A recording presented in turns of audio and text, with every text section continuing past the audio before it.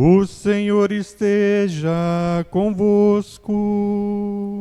Ele está no meio de nós. Proclamação do Evangelho de Jesus Cristo, segundo Mateus. Glória a vós, Senhor. Naquele tempo, disse Jesus a seus discípulos: Quando o Filho do Homem vier em sua glória, acompanhado de todos os anjos, então se assentará em seu trono glorioso. Todos os povos da terra serão reunidos diante dele, e ele separará uns dos outros. Assim como o pastor separa as ovelhas dos cabritos, e colocará as ovelhas à sua direita e os cabritos à sua esquerda. Então o rei dirá aos que estiverem à sua direita: Vinde, benditos de meu Pai, recebei como herança o reino que meu Pai vos preparou desde a criação do mundo. Pois eu estava com fome e me destes de comer. Eu estava com sede e me destes de beber. Eu era estrangeiro e me recebestes em casa. Eu estava nu e me vestistes. Eu estava doente e cuidastes de mim. Eu estava na prisão e fostes me visitar. Então os justos lhe perguntarão: Senhor, quando foi que te vimos com fome e te demos de comer? Com sede e te demos de beber? Quando foi que te vimos como estrangeiro e te recebemos em casa? E sem roupa e te vestimos? Quando foi que te vimos doente ou preso e fomos te visitar? Então o rei lhes responderá: Em verdade eu vos digo que todas as vezes que fizestes isso a um dos menores de meus irmãos, foi a mim que o fizestes. Depois o rei dirá aos que estiverem à sua esquerda: Afastai-vos de mim, malditos, ide para o fogo eterno, preparado para o diabo e para os seus anjos. Pois eu estava com fome e não me destes de comer. Eu estava com sede e não me destes de beber. Eu era estrangeiro e não me recebestes em casa. Eu estava nu e não me vestistes. Eu estava doente e na prisão e não fostes me visitar. E responderão também eles: Senhor, quando foi que te vimos com fome, ou com sede, como estrangeiro, ou nu, doente ou preso, e não te servimos? Então o rei lhes responderá: Em verdade eu vos digo, todas as vezes que não fizeste isso a um desses pequeninos, foi a mim que não o fizestes. Portanto, estes irão para o castigo eterno, enquanto os justos irão para a vida eterna.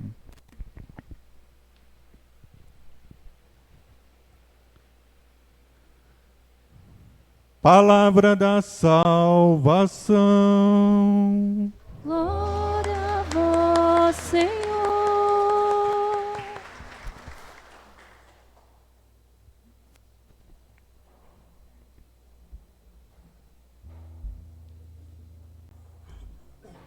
Irmãos e irmãs, hoje nós celebramos em intenção aos leigos e leigas e celebramos a liturgia de Senhor Jesus Cristo, Rei do Universo. Hoje estamos na última semana do calendário litúrgico da Igreja. A partir da semana que vem, no próximo domingo, nós iremos celebrar o tempo do Advento, um novo ano na vida da Igreja. Daqui um mês, pouco mais de um mês, nós iremos celebrar o final do ano, né? O Réveillon, celebrar o ano de 2024. E costuma a gente fazer algumas metas, né, para 2024. Escrever até num papel, né? Voltar a estudar, fazer um novo curso, fazer uma viagem, conseguir um novo emprego. Tudo isso a gente coloca como meta para um novo ano. E isso é bom, não faz mal a ninguém. Cuida do nosso bem-estar, né? Cuida da nossa saúde física e mental. Mas vocês já fizeram alguma vez planos para os fins dos tempos? Porque a liturgia de hoje fala que esse fim dos tempos vai chegar. Um dia ele vai chegar para nós. Não sabemos quando e nem a hora, mas um dia ele vai chegar. E a liturgia de hoje, ela nos propõe um caminho para seguirmos, para que quando esse dia chegar, nós estivermos preparados. Na primeira leitura, no livro do profeta Ezequiel, o profeta da esperança, ele fala o seguinte: Deus fala o seguinte ao profeta: eu mesmo vou apacentar as minhas ovelhas e fazê-las repousar. No tempo em que Ezequiel escreveu esse trecho bíblico,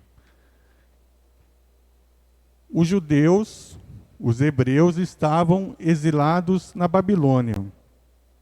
E naquele tempo de exílio, eles não podiam prestar culto a Deus. Não existia um templo, não existia sacerdotes. Então eles não podiam ter uma ligação, uma celebração pública a Deus naquele tempo. E Deus envia para o profeta a mensagem de que ele mesmo irá apacentar as suas ovelhas.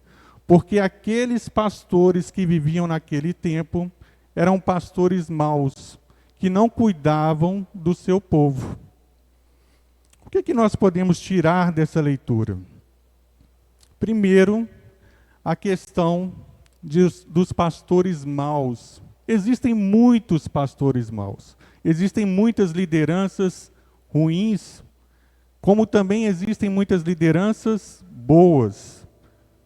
E todo aquele que exerce um cargo de liderança, seja na política, seja social, seja religioso, ele deve exercer com amor, com justiça. Ele deve cuidar do povo de Deus.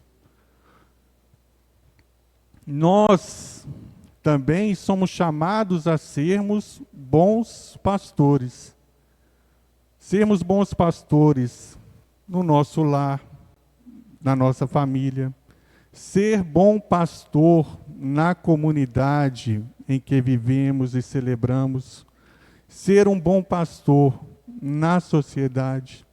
E quando cada um começa a cuidar do outro, a sociedade muda, o mundo muda. A segunda parte que nós podemos refletir é porque Deus conhece cada ovelha. Ele fala na leitura: vou procurar a ovelha perdida, reconduzir a extraviada, enfaixar a da perna quebrada, fortalecer a doente e vigiar a ovelha gorda e forte. Vou apacentá-las conforme o direito. Deus conhece cada um de nós. Um pastor no campo, ele conhece cada ovelha e às vezes ele dá até um nome para cada ovelha, né? E quando o pastor chama ou assovia, as ovelhas escutam a voz do pastor e seguem em direção ao caminho dele. Mas existem ovelhas também que não querem ouvir a voz de Deus, que querem seguir o seu próprio caminho. Pessoas que não colocam Deus no centro da sua vida. Elas desenvolvem a sua própria filosofia de vida. Ah, eu acredito em Deus, mas eu sigo dessa forma, eu penso desse jeito. Não permite que Deus conduza a sua vida. Não permite que Deus oriente o seu caminho a seguir. Ela própria cria suas ideias e ela segue as suas ideias. Ela se coloca no centro do universo. E a terceira reflexão que a gente pode fazer dessa leitura é a gente ver que Deus acolhe cada ovelha. Cada ovelha é acolhida e amada por Deus. Na vida comunitária, às vezes a gente discute muito sobre acolhida, né? O que é acolhida na vida da igreja, na vida da comunidade? E às vezes a gente confunde acolhida com bajulação. Às vezes a pessoa é acolhida, ela é colocada no centro da comunidade, ela se sente pertencente à comunidade, mas ela precisa ser bajulada. O tempo todo tem que ser bajulada, massagear o ego dela, porque senão qualquer coisinha, ela sai da comunidade, ela vai embora. Ah, eu não fui acolhida ali. Será que você não foi acolhida? Ou você está querendo ser bajulado? Ser o centro da comunidade, ser o centro das atenções, no qual a sua opinião tem que se tornar regra, no qual, se não fizer as coisas conforme a tua vontade, você já sai, você já abandona, você vai para outra comunidade. O que é mais fácil para a gente? Mudar de comunidade ou mudar o nosso jeito de ser? É muito mais cômodo mudar de comunidade do que mudar a nossa forma de nos relacionar com as outras pessoas. Porque para lá a gente vai ir do mesmo jeito. Não vai provocar mudança dentro de nós. Na segunda leitura, Paulo fala à comunidade de Coríntios que todos ressuscitarão depois de Jesus Cristo. Todos aqueles que seguem e obedecem a Jesus. Todos aqueles que seguem e obedecem a Jesus. Eles ressuscitarão junto com Jesus. No Evangelho, Jesus conta uma parábola no qual ele fala que quando o Filho do Homem vier em sua glória, acompanhado de todos os anjos, então se assentará em seu trono glorioso. E aí ele separará uns à sua direita e outros à sua esquerda. E ele começa a falar sobre obras que nós devemos fazer. Lembra daquela listinha que eu falei com vocês sobre o fim dos tempos, que a gente deveria fazer no início da nossa reflexão? No qual nós chamamos de obras de misericórdia. Dar de comer a quem tem fome, dar de beber a quem tem sede, receber em casa um estrangeiro, cuidar de um doente, visitar um preso na prisão. E aí ele fala que uns serão julgados com justiça para aqueles que fizerem o que Deus nos manda. O que Jesus quer dizer com isso? Que não devemos ficar indiferentes à situação dos outros. Quando a gente vê uma pessoa passando certa dificuldade e aquilo não nos afeta, não sentimos mal com isso, não nos solidarizamos com a situação do irmão, nós somos indiferentes e deixamos de fazer aquilo que o Senhor espera de nós. Como que nós nos relacionamos com a situação das pessoas? Como que nós nos comportamos diante do sofrimento do irmão? Esse pode ser o caminho da nossa salvação. Esse é o caminho que nos conduz ao Pai. Se importar com o outro, se preocupar com o outro, se solidarizar com o outro. Cada vez mais o mundo vai ficando indiferente. As pessoas se colocam no centro de tudo, onde na maioria das vezes, por conta de uma desculpa de que não tem tempo, as pessoas são negligentes e deixam de ajudar o irmão. Como é que está o nosso coração hoje?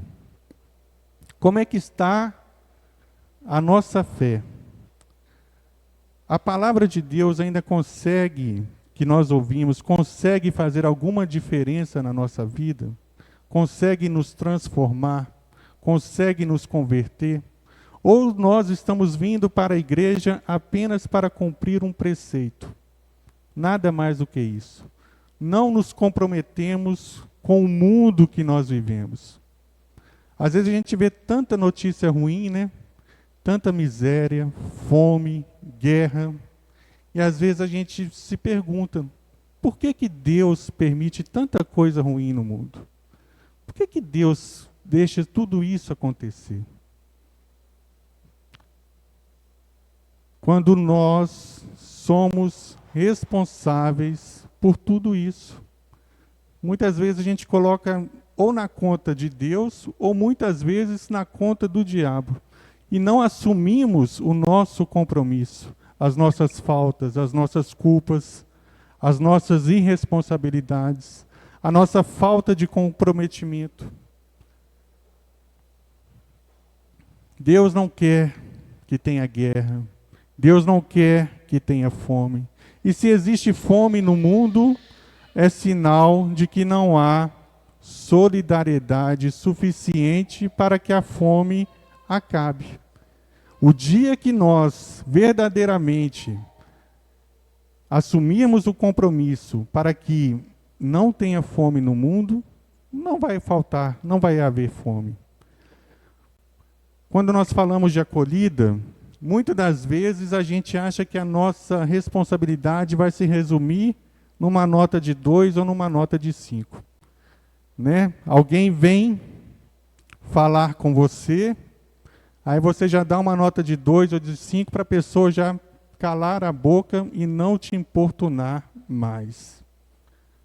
A gente tem que olhar sempre para a imagem do bom samaritano, no qual, passando numa estrada cheio de afazeres para fazer, acolheu aquele irmão, deu banho, levou ele para um hotel, pediu para que o dono do hotel cuidasse daquele homem. Isso é uma verdadeira acolhida.